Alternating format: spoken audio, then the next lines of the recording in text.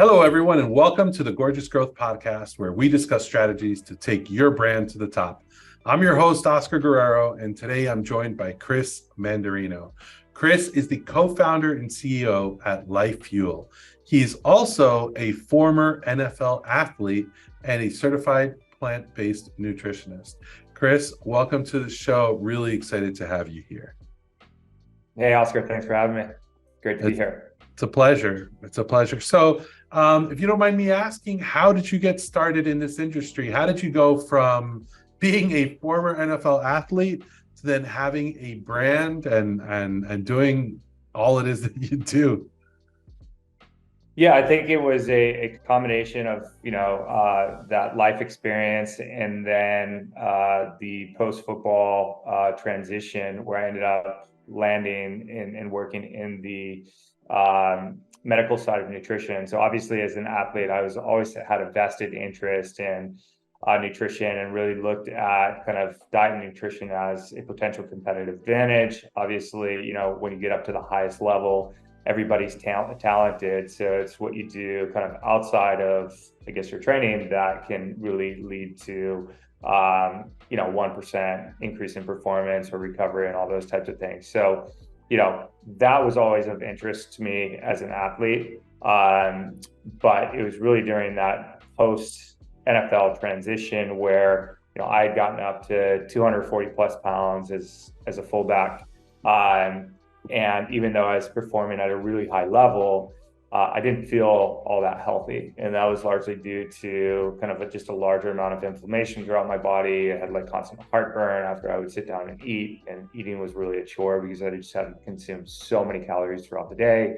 A lot of gastric distress and, just chugging down like whey protein shakes constantly and just like very taxing on the body. And so I wanted to lose a lot of that playing weight when I was done.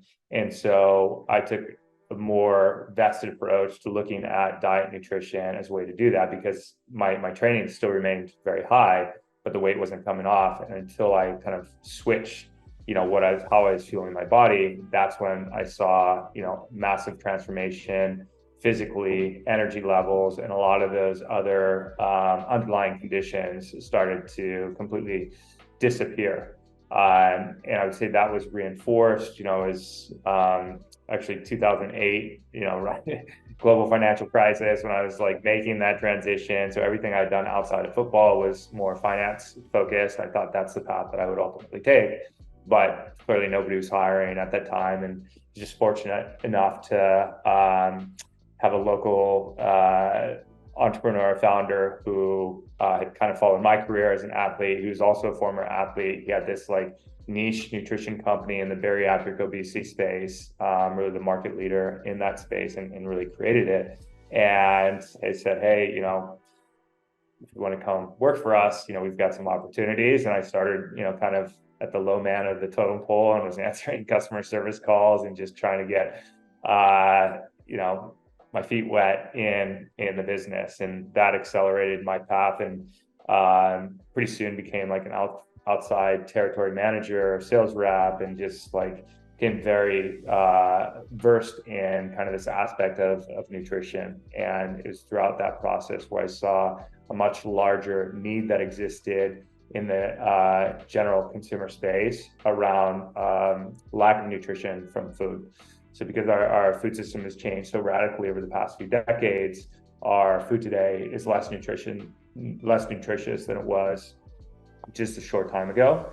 And so LyfeFuel kind of was born out of that concept to replace what's missing from food by creating the most complete solution to daily nutrition, which is what the hero product, our Essentials Nutrition Shake, was when we first launched the business. Amazing. And how long have you guys been in business? So we launched the business late 2015. I worked on kind of some of the back-end biz dev and just product formulation for almost 2 years before even starting the business. So yeah, it's been around for quite some time now. Yeah, I mean, most of the founders that I speak with, it's funny, right? So we're recording this as of August 2023. You found this in 2015. So you've been around for 8 years. And Yeah, in I'm this probably working on industry, it for 10. oh wow. And in this industry, 8 years is like forever. It's like, wow, Yeah, I you've been know. around. Yeah. Which is funny because I speak to so many founders that have been around for 2 or 3 years, and for them it's like, yeah, we're pretty mature as a brand. So 8 years gives you a ton of experience. And you've probably seen a lot of things change during that time, right? Yeah, absolutely. I mean, I think the competitive landscape has definitely changed entirely. A lot of the barriers to entry have been completely diminished. When we were trying to first get started, a lot of the contract manufacturers, they were only, working with like really high volume, brands essentially. So to do an initial run of 500 units or 1,000 units was kind of unheard of. And so there's a lot of rejection, a lot of door knocking, and just trying to get somebody to kind of, one, help us formulate this concept, and then two, actually moving into production. Now, like contract manufacturing sector is like, so simple for, an upstart brand to, with low MOQs to get going. So you don't need, such huge capital resources to get started and high volume before even testing the waters on that front. And obviously the digital space and all the tools that come along with it. There's so much now, but that was in line with our prediction. Like two of our big predictions when we launched the business was that the idea of plant-based nutrition would become more widely adopted by more people, and it's for us, it's about cleaner ingredients, not necessarily any dietary dogma. It's not about like going vegan or anything like that. It's more about, hey, when doing like a hard look at like the supplement space as a whole, like plant-based nutrition was just cleaner, more efficacious for the human body than like most of the whey protein and kind of garbage supplements out there. And then we've continued to innovate along that path with some exciting things in the pipeline to kind of emphasize like real food, plant-based nutrition, which has kind of been infused to some of our recent products and stuff. But that was, the plant-based space. And then one like that online shopping, e-commerce was continuing to grow.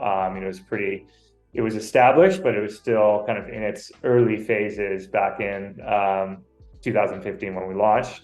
And so those are kind of like the two big predictions that we had. And then also that, technology would continue to evolve. And so we had like a remote first, mentality from that point in time, using kind of contract manufacturing, third-party logistics and all that stuff. Because I worked on the other side where the business was vertically integrated. And although, really cool to see, how that worked operationally, extremely capital intensive, obviously time intensive, because you're running multiple businesses essentially within that one, right? You've got like shipping and delivery aspect, you've got product formulation, testing, and R&D, and then obviously all the marketing and kind of operations that powers all that. Yeah, so it sounds like you guys were visionary, and your predictions were spot on. I mean, it's exactly what we've seen, right? E-commerce has grown.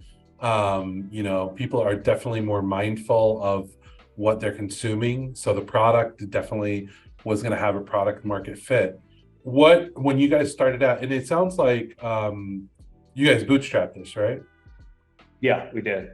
So what were initially, what were your goals? Was it like, okay, we're going to run this, and in 2 years we're going to become millionaires and make a quick exit? Or what did you see back then as far as the plan was concerned? Yeah, we never had an exit strategy from the start. The reason why we got into the business, but the why in LyfeFuel is a great, FM ethos of why we do what we do, right? So it wasn't just to go create a company and, accelerate revenue as fast as possible so that it looks attractive to investors and then spin it off and then go do something else. Like we were really vested in the business for longer term horizon from the start.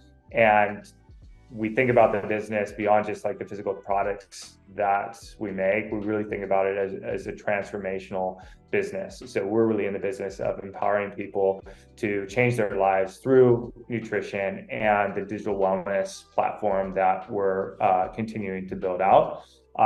Because we know the impact of that is one of the greatest things you can have as an individual, right? When you're fueling your best self, when you feel great, when you look great, when you have that confidence, you know, are more equipped to do anything you want in life. And so it wasn't just, you know, let's get to this end goal as quick as possible. It's like, how do we create a sustainable and profitable business at every scale? Obviously, at the beginning, that scale is pretty tiny, and even still, it's like still small compared to what we envision it to become. But you know, it also takes a lot of discipline and sacrifice to understand that we can't do it all from the start, right? So there's trade-offs to that we had to make at each stage to say, okay, I'd love to do this. I'd love to have all the like bells and whistles and beautiful packaging and all that stuff, but like that squeeze margins to where it's too thin for us to even like make a buck to be able to grow this profitably. And so we didn't, knowing that, and we didn't chase, you know, VC money or, you know, capital out of the gate. You know, we had to be more disciplined in kind of like those underlying business fundamentals to start to get it to like a point of growth that, you know, was sustainable. Yeah, totally. I personally, I'm a fan of the long game. You know, I think that the brands that we work with as an agency that we see do the best are the ones that kind of have that long-term plan, and they also understand the importance of cash flow and where they stand and in forecasting, right? And I say that because just for those people who are listening out there, you know, there's this temptation to let's try to do everything possible to make as much money as we can today. And what we don't realize is that oftentimes we do that at the expense of profits in the future. So, you know, we can take our product today, our products, and just put them all on sale all the time. And then what we're doing is, and we love to see that top line revenue. And some, hey, there are brands out there that need that. Like they need more cash flow. They don't have the cash flow. They need, and they pull these triggers all the time, right? Or these levers to make more money all the time. But I think that what's a more sustainable model is to actually say, okay, you know, let's continue building upon the customers that we have, create better relationships with them, make sure that they're satisfied, improve upon the product if we have to, or the experience, and then you'll see people stay with you longer and actually spend more money with you and give you higher profits. The only issue there is you kind of have to wait to do that, right? And that's and as an athlete, it seems to me like you probably have the experience and the discipline of saying, hey, I need to sacrifice this today in order to get what I want tomorrow. I mean, that's what it sounds like.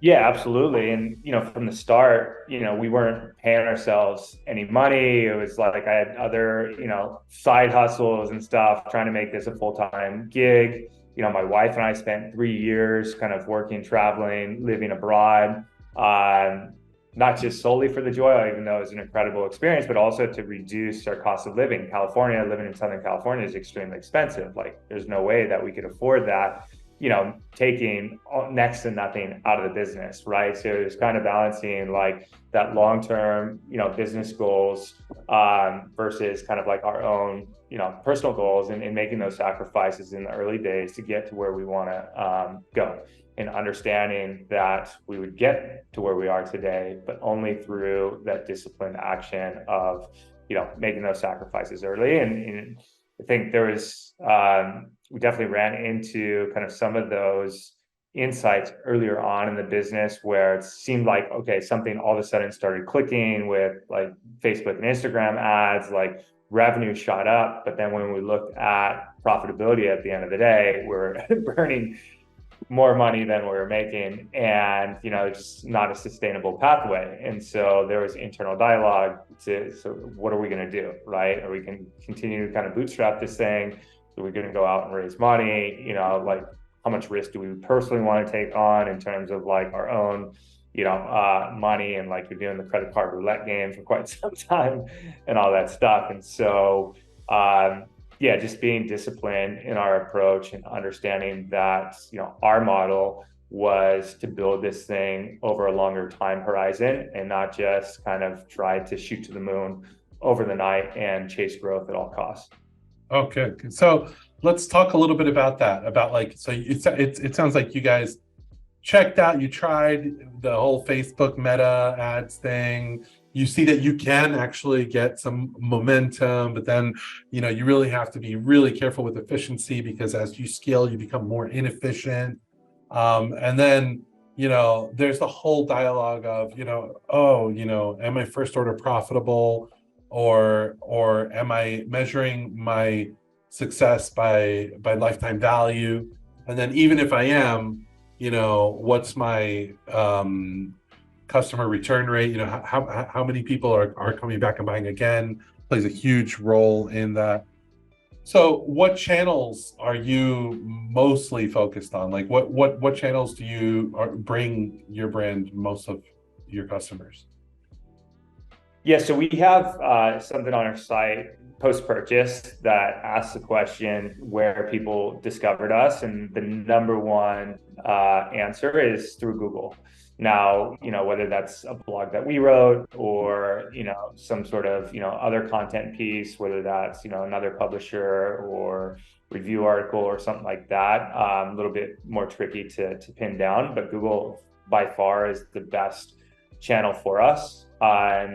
Even from a prospecting standpoint, most recently, some of the strategies that we've deployed outperform what we have seen on Facebook and Meta, and that makes sense too. The CPMs for our space have increasingly gone up on Facebook and Meta. I mean, we're competing with companies that just have a much bigger marketing budget, hundreds of millions, if not of dollars to spend annually on acquiring this customer, right? And we understand that our business model is different than what they're looking at doing. And so trying to find profitable acquisition, especially trying to be break even on first sale, is a much more challenging game. But I think through content and different things that we've done have been beneficial for us. And also, I think, builds a more competitive moat around the brand. Like if you're solely dependent on Meta for growing the business, and you're investing all your advertising dollars in that as a channel, the moment something changes or it gets more expensive, it creates a lot of risk in the business, versus some of these evergreen strategies that, yes, take a much longer time to pay off, but once you've got those well established, it brings in the right customer consistently and at a very affordable cost. You guys try to leverage social media at all? I mean, like organic social? Yeah, I've got a kind of a contrarian mindset to social media, I guess. I think, I'm not like a big social media person at all anymore. I don't know. I just think it's kind of a waste of time. That's just my personal opinion. But we've tried the organic social quite a lot. We're investing a lot of time, energy, resources into organic social, and testing, right? Looking at, okay, is this moving the lever? Is this like growing revenue? Like, is this a valid application of funds? And every time we've kind of ran that, it just hasn't resulted in kind of the expectation. And Meta, obviously, from a branding standpoint, has really become a pay-to-play platform. And I think on the organic side, it's almost, the more extreme you are with the content, the more virality you're going to have. And that's not really kind of our place as a brand necessarily. We're not trying to scare people into purchasing like our products. It's just like not the fit. But I think thought leadership is definitely something that we're pushing more into. Recently started like a personal newsletter. My wife's a certified health coach, and so we're building out kind of that digital transformation, really rooted in kind of the fundamental principles of wellness and leading with education and accountability. And that's an exciting area of growth that we think is very different about our business versus our competitors that are just singularly focused on pushing products. Now, are you guys doing direct to consumer only, or are you guys also on like retail shelves?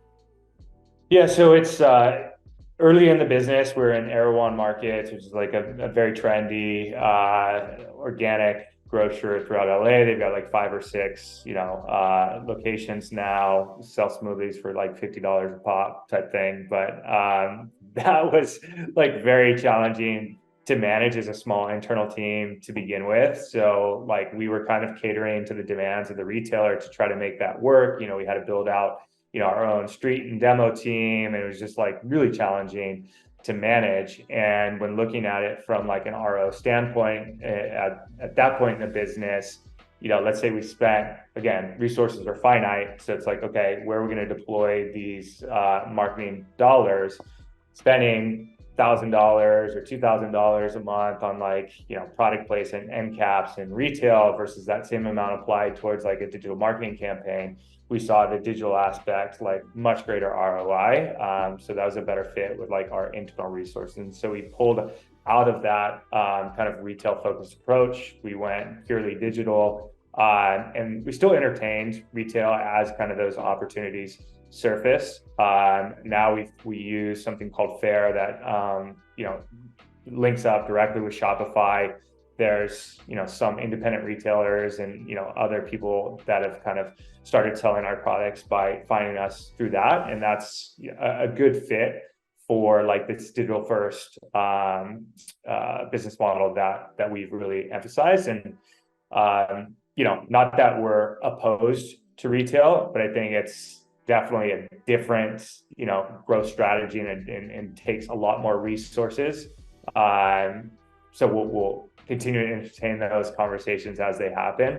We're not opposed to going retail, but right now, like our primary focus is continue to grow the digital channel, better margins for us, better like for zero party data, the customers, we build our community, like all great things of like trying to do that and executing that. Plus the digital side, the digital wellness of our business is not something necessarily applicable to the retail channel, although we do have kind of a strategy on how to deploy that downstream.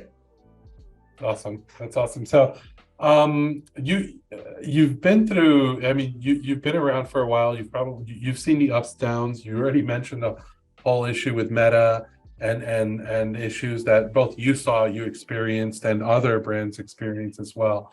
And I'm sure along the way you've made mistakes. We've all made mistakes. Just wondering if there's any piece of advice based on those mistakes that you would like to give any entrepreneurs out there who are on their journey. Yeah, I think you really got to get into the weeds on your numbers.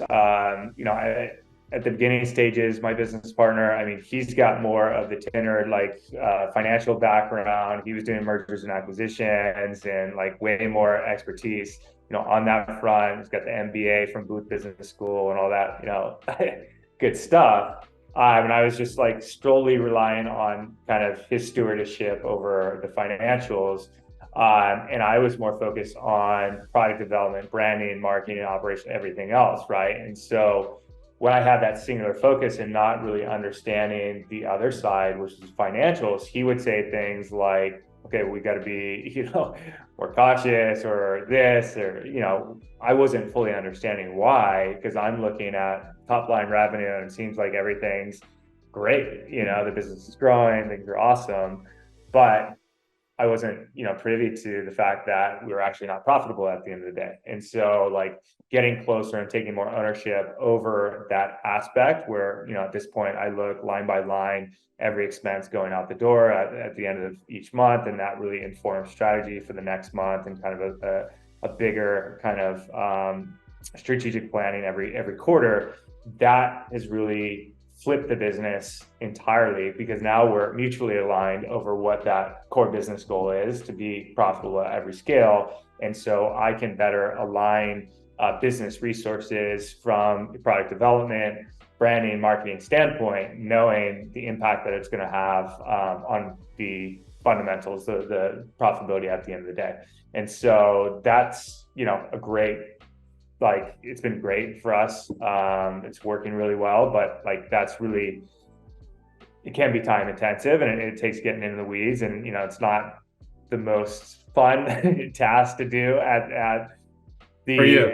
the beginning of every month, but I actually have come to enjoy it, because I understand, what levers to pull, where, we can be just more strategic and smart about like where we're deploying capital.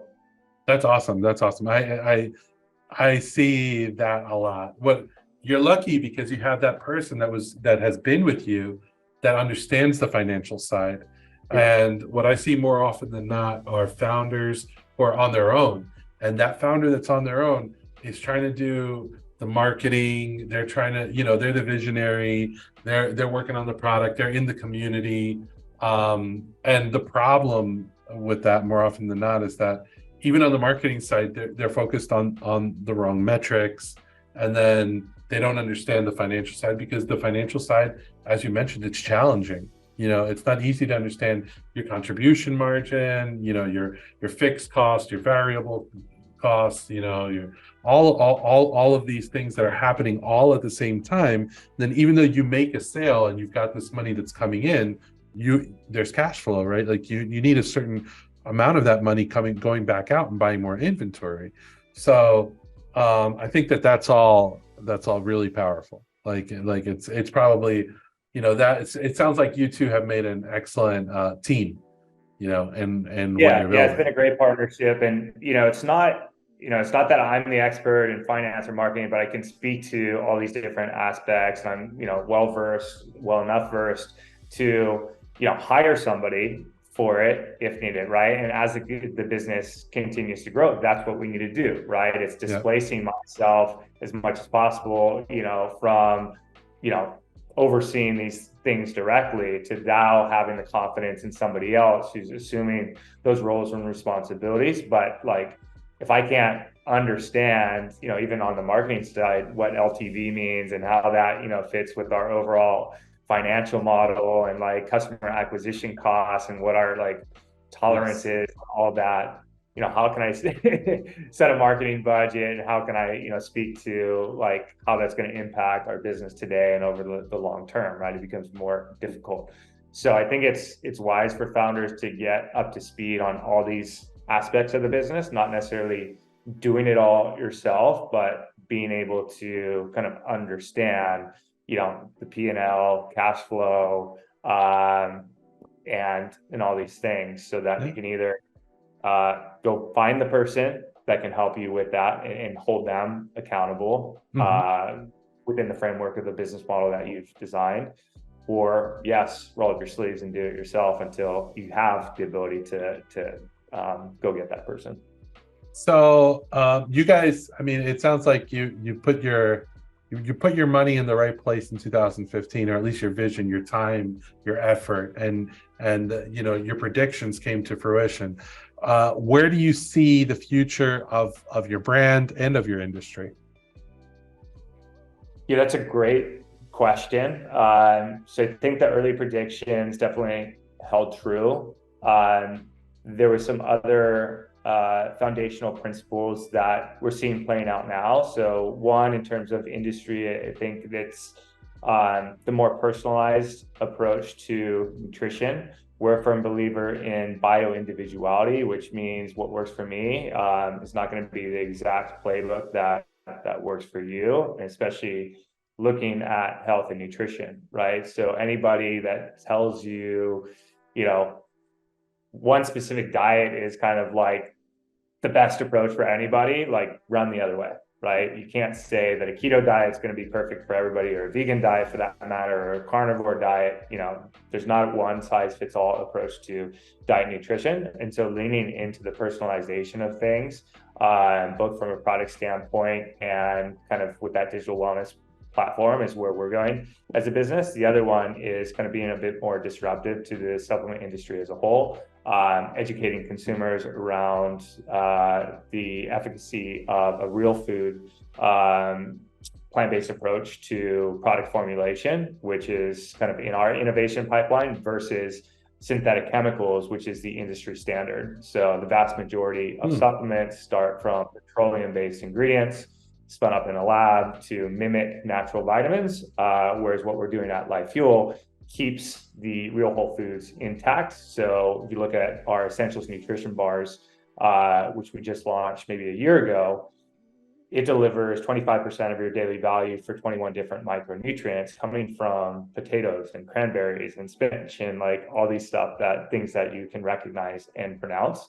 It's the only bar in the market that does that. Any other quote unquote meal replacement or nutrition bar is leaning on synthetic vitamins and minerals, which are from the start chemically derived. So I think, as consumers continue to enhance their education in the space, they're looking for cleaner ingredients, they're understanding, these decisions and why they matter, and sourcing and all that stuff. So I think we'll be at the forefront of that. And then also the different diagnostic tools that we all have now, whether it's a wearable device, and just kind of starting to get that information at our disposal so that we can make more informed choices around health and nutrition, I think is great to see, and really empowering the individual at the end of the day.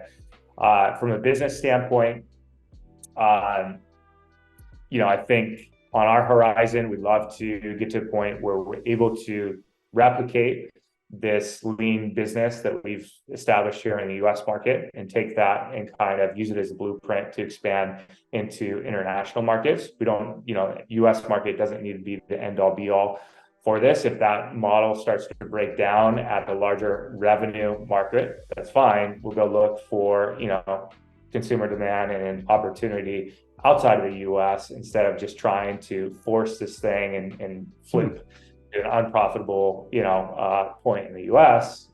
Like we can go find new markets, and that's something that I'm excited to do down the road. Wow. Interesting. That sounds great.